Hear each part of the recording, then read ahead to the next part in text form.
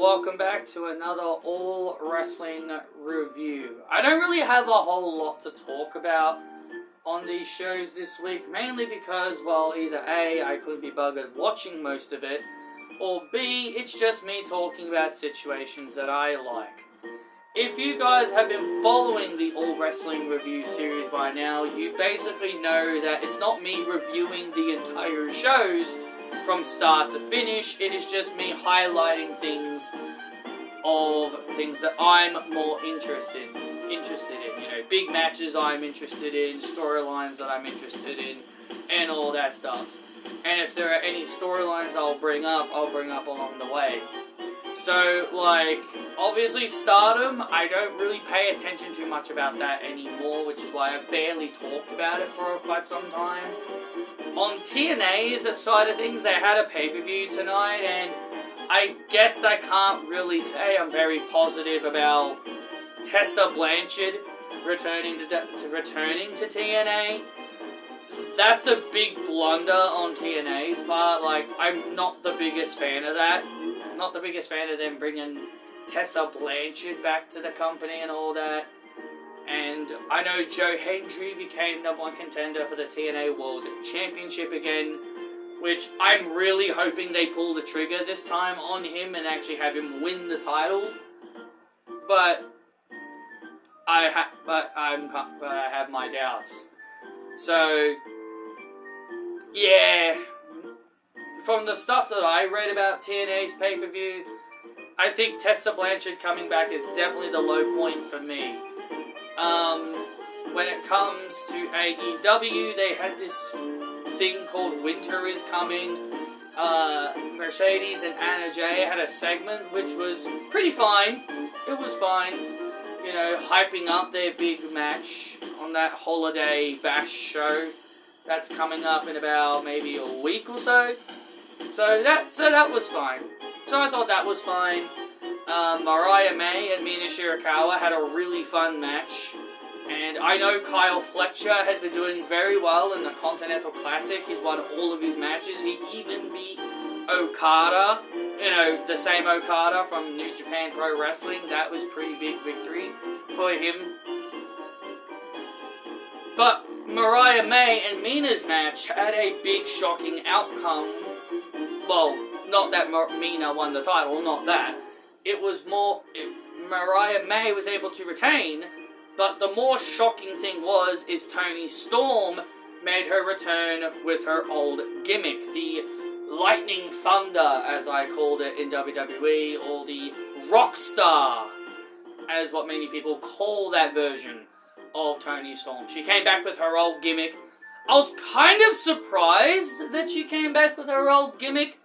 And again, like, everyone kept saying Toni Storm retired, which, you know, a part of me was like, yeah, that's total bullshit. I don't believe that for a second. And I'm glad I didn't believe it, because if I did believe it, oh man, I would have looked pretty stupid when she did come back, and I would have gotten angry at all the people that lied to me. But regardless, nice to see Toni Storm back. She had her return match on Rampage. She ended up defeating Harley Cameron. So it was two girls from Queensland beating each other. They're both from Gold Coast. It's kind of hilarious that both Toni Storm and Harley Cameron are both from Gold Coast. So it was the Battle of the Gold Coast ladies in that match. And nice to see Toni Storm back. And yeah, I'm very happy to see Toni Storm back in AEW. Also, Deonna Purrazzo had a match also on Rampage, and she battled another Australian chick named Shazza McKenzie. I have heard of her, but I haven't really seen her wrestle. But when I saw her, I was like, oh yeah, I know her. Pretty cool stuff. Pretty cool stuff there. So yeah. Rampage was definitely the night of Australia. It was definitely the Australia show. Because Kyle Fletcher had a promo with Don Callis about his performances in the Continental Classic. As I talked about, he's beaten Shelton Benjamin and Okada. So those are pretty big victories for him in the Continental Classic. I hope they belt him up. I hope they have him win the entire Continental Classic and actually have him win the title, because not only they had him defeat Will Ospreay, not only they've had him beat Shelton Benjamin, they've also had him beat Okada. If they do not belt him up and give him the Continental Championship, it would be a big major mistake. I think Kyle Fletcher is on the biggest roll right now in AEW. If they don't belt him up yet, I hope they belt him up by the time they get to the Australia Premium Live event, or pay-per-view, I should say. One of my only complaints that I can give on AEW is they have a lot of matches on their pay-per-views, because I hear a lot of people asking me, why do I barely ever talk about their pay-per-views or whatnot. Like, they just have so many damn matches, it's so hard to keep up with all the matches they have. And again, it's also up to the fact that if I'm interested in any of the matches on there. So, if they're gonna have... that's my biggest complaint about AEW. They need to chill out with their pay-per-views. Maybe at least, instead of 12 to 14 matches, maybe drop it to maybe 8 or 9. I'd be okay with that. 8 or 9. I think I'd be okay with that amount. Not 5 like WWE. I'm not a fan of WWE doing 5. I kind of want them to do a bit more, maybe 6 or 7. But, I think 5 is a bit too short, because then that will just mean you have to make every single match long, even if they're matches you're not interested in. So yeah, I think they need to make it a bit more, not too long on AEW side of things.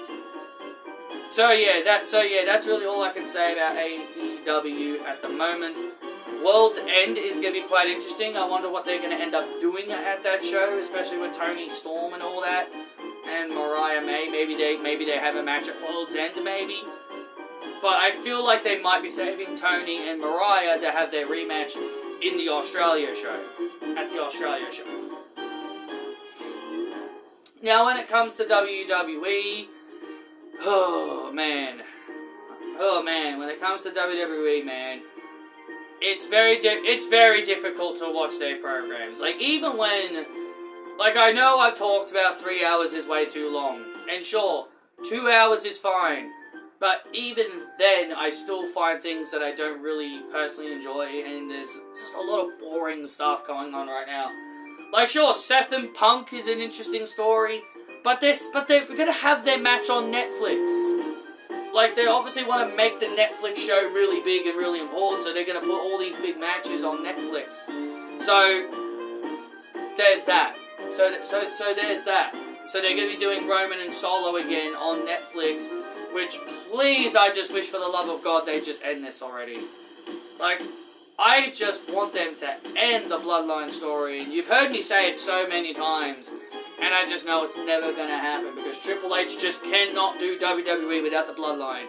I reckon WWE would be completely unwatchable without the Bloodline story, because I'm telling you, without the Bloodline story, WWE just has nothing.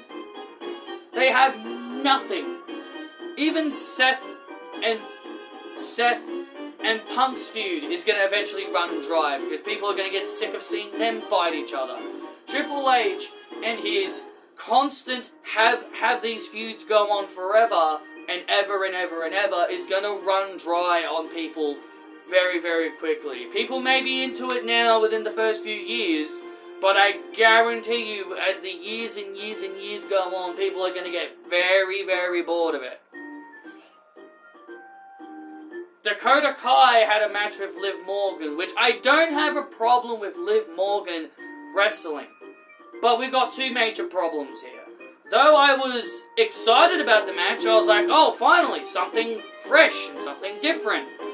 But we have two big major problems. Dakota Kai just came off a big win in the Intercontinental Championship Tournament, and Liv Morgan is your Women's World Champion. When you put two people who have, A, you have someone who has a lot of momentum, and B, your Women's World Champion, it's a lose-lose situation here. Any loss to Liv or Dakota would have been damaging to them, and it was a lose-lose situation here.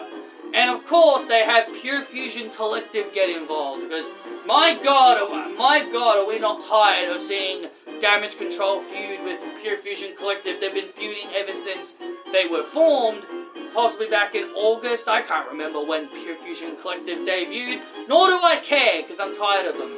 Like, they're such a boring-ass faction. They're such a boring-ass faction, they bring nothing to the table, and I'm so over their feud already.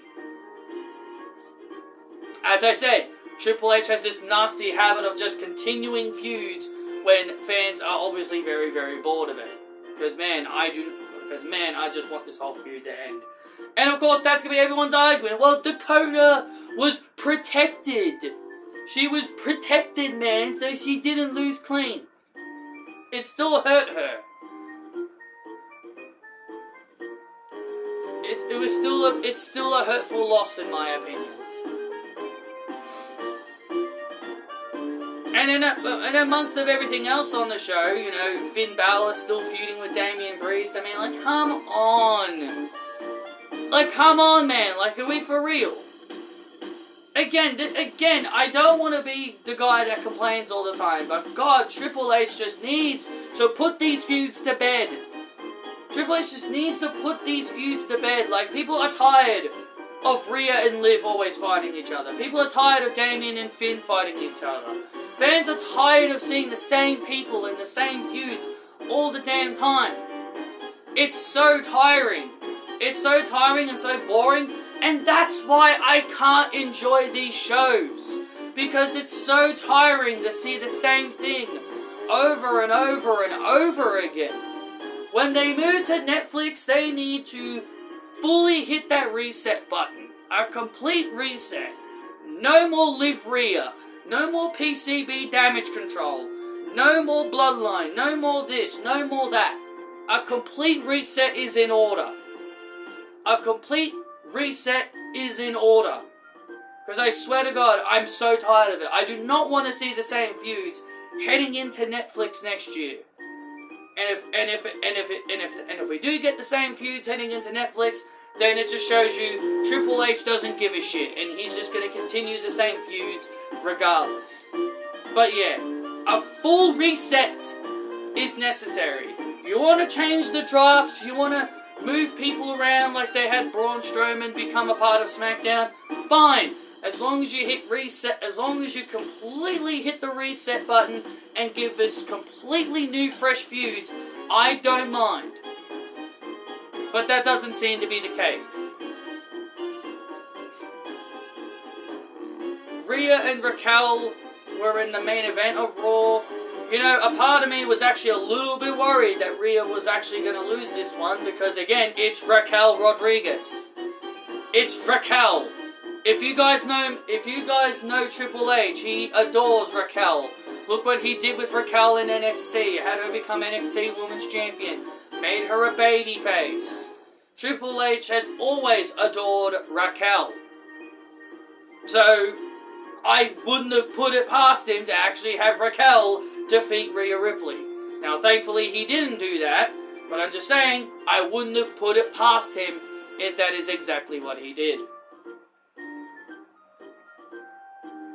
NXT! Finally! Cora Jade gets her first win after 5 attempts. After 5 matches, she finally gets her first win. Took you long enough, Shawn Michaels. Took you long enough to give her that necessary win that she really should have had a long time ago. So Julia and Roxanne opened the show with comments towards each other, building up to their match at New Year's Evil. And yeah, Stephanie Vaquer was attacked backstage by Cora Jade, and Kalani Jordan eventually stepped in, which led into a big main event between the two of them. And Cora Jade pinned Kalani Jordan. Now, I'm fine with this because Julia was protected. I'm fine with this because Julia was protected, she wasn't pinned. That's all that matters to me. I don't care if Julia loses a match as long as she's not the one that gets pinned or anything along those lines. I'm perfectly fine. Now, if it was Cora Jade, if Julia was the one that got pinned, then I might have been a little bit upset. Because again, Julia is the #1 contender for the title. they need to protect her. So, as long as she's protected, I'm cool with it. I'm cool with it. Cora Jade got her win finally. That's all that matters to me. The other thing I don't like is Zarya, or Delta, as she was known as in Australia, is now wasting her damn time with the Meta Bums, Lash Legend, and Jakara Jackson. Like, really? Why is she wasting her time with those bums? Of all people to feud her with. I don't get what this company sees in the Meta Bums, honestly. I really don't get it. And when it comes to SmackDown, a very boring show. Michin beat Tiffany, and Chelsea Green beat Bayley. I swear, if Chelsea Green is the first Women's United States Champion, I am going to be incredibly upset. You know what? I already know that's going to happen. Why should I even bother praying that she's not going to win the title? I already think she's going to be winning the title tomorrow on Saturday night's main event. Should I even bother adding Saturday night's main event to my All Wrestling review? Probably not, because there's no point, in all honesty. But yeah, I think it's super predictable that Chelsea's going to win the belt. Because, again, Triple H is the epitome of listening to the wrestling fans and gives the wrestling fans what they want. He's the epitome of listening to the internet fans. And everything else on the show besides that was pretty much utter garbage. I really didn't enjoy SmackDown. A very atrocious SmackDown, man. Like,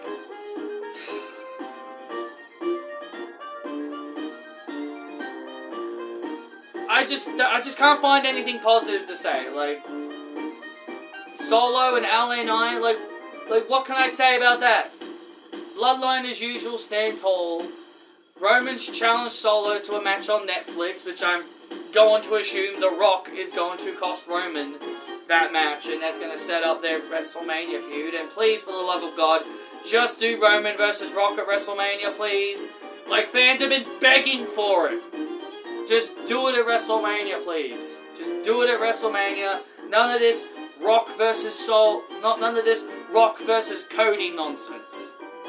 The only person that should be beating Cody Rhodes for the championship is Randy Orton. The only guy that should beat Cody for the title. Will it happen? Probably not. So yeah, that's really all I can give to you guys for the All Wrestling review this week, guys. A pretty rough wrestling week, I'm going to be honest. Pretty rough for wrestling. Really, AEW is the only thing that's really keeping me interested at the moment. Like, TNA, I barely pay attention to. Like, I only watch maybe Joe Hendry and Ash by Elegance. But now with Tessa Blanchard back, oh my god, things are gonna get worse. TNA is about to become even worse. I would not put it past WWE if they eventually ask whoever the hell's in charge of TNA now. I wouldn't be shocked if they eventually have Tessa Blanchard turn up on NXT just to try and pop a rating. Ooh, the TNA WWE partnership comes into effect and the undeniable Tessa Blanchard appears on NXT. I really would not put it past WWE to do that.